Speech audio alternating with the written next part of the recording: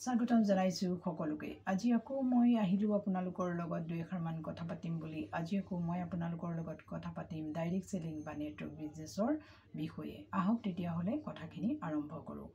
আপুনি যদি direct selling বা নেটৱৰ্ক বিজনেছৰ লগত জড়িত হৈ আছে, আপুনি যদি ভাবিছে যে ডাইৰেক্ট সেলিং বা নেটৱৰ্ক বিজনেছৰ লগত জড়িত হ'লে ইনকাম আহে, গতিকে এই ভিডিঅ'টোৰ জৰিয়তে মই আপোনালোকক ক'ব বিচাৰিছোঁ এইটো আপোনালোকৰ ভুল ধাৰণা।